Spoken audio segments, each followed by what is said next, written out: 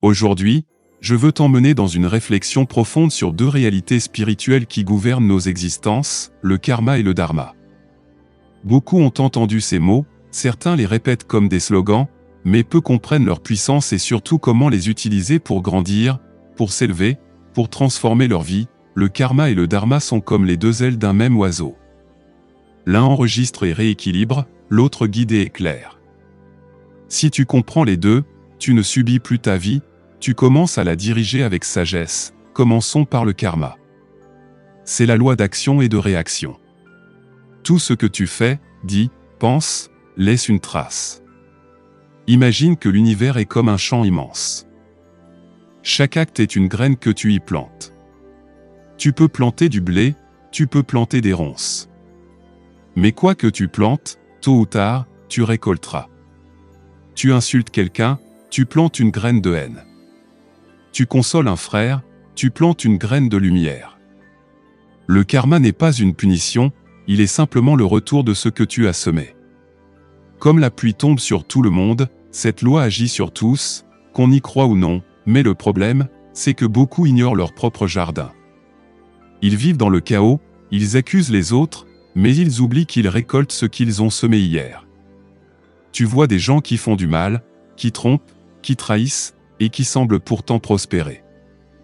Mais regarde bien, le karma ne se paie pas toujours immédiatement. Parfois la graine met des années à pousser. Parfois ce sont leurs enfants ou leurs petits-enfants qui paient. C'est pour cela que certaines familles vivent des malédictions répétées. Ce n'est pas une injustice de Dieu, c'est simplement la facture d'un karma ancien. Maintenant, parlons du dharma. C'est une autre force, moins connue, mais tout aussi essentielle. Le dharma, c'est ta mission, ton chemin, ton rôle dans l'équilibre du monde. Chaque être est venu avec un dharma. Pour certains, c'est soigner. Pour d'autres, enseigner. Pour d'autres encore, protéger, créer, cultiver. Le dharma, c'est comme une empreinte spirituelle unique. Si tu marches dans ton dharma, l'univers t'accompagne, les portes s'ouvrent, les synchronicités se multiplient. Mais si tu ignores ton dharma, tu es comme un poisson qui veut grimper aux arbres, tu te fatigues, tu échoues, tu te frustres. Comprends ceci, ton karma enregistre tes actes passés, mais ton dharma éclaire ton chemin futur.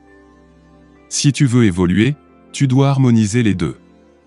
Tu dois purifier ton karma et marcher dans ton dharma. Alors, comment utiliser le karma pour évoluer? La première étape, c'est la conscience. Prends le temps chaque jour de regarder ce que tu sèmes. As-tu blessé quelqu'un? As-tu nourri la jalousie, la rancune? Alors tu as planté des ronces. Mais tu peux changer.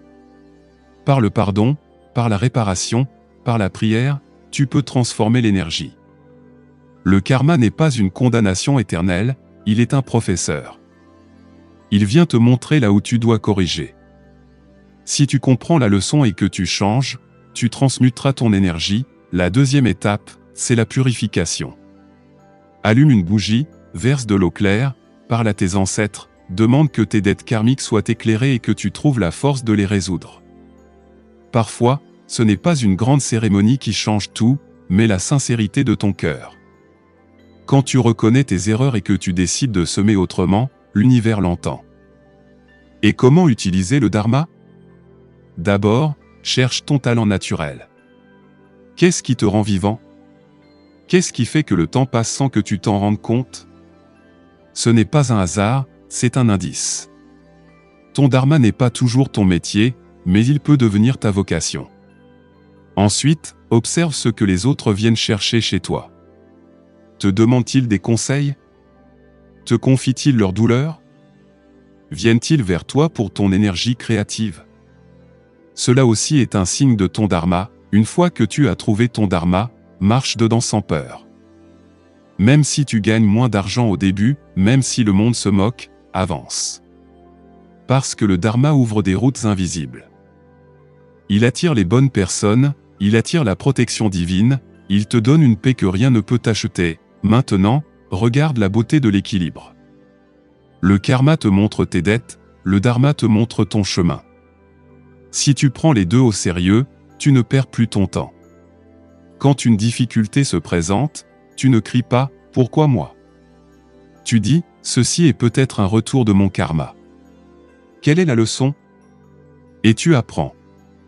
Quand une opportunité arrive, tu ne te dis pas que c'est juste un hasard. Tu dis « Ceci est peut-être un signe de mon dharma. Je dois le suivre. » Ainsi, tu avances comme un sage. Frère, sœur, imagine ta vie comme une barque sur une rivière. Le karma, c'est le courant qui ramène vers toi les fruits de tes anciens voyages. Tu peux les recevoir avec amertume ou avec sagesse. Le dharma, c'est la rame qui te guide dans la direction de ton étoile. Si tu rames contre ton dharma, tu t'épuises. Si tu ignores ton karma, les vagues te renversent.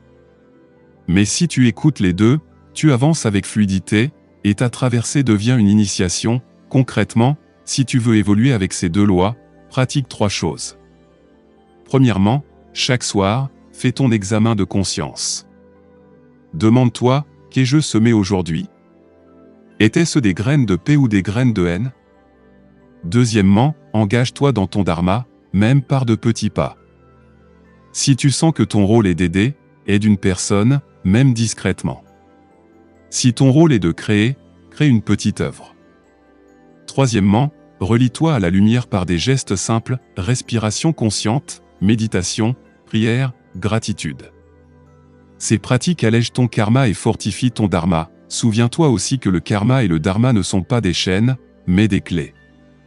Le karma n'est pas là pour te punir, mais pour t'enseigner. Le dharma n'est pas une obligation, mais une invitation. Si tu acceptes, tu deviens un co-créateur avec l'univers, et retiens ceci, ce n'est pas le nombre d'années que tu vis qui compte, c'est comment tu marches dans ces années.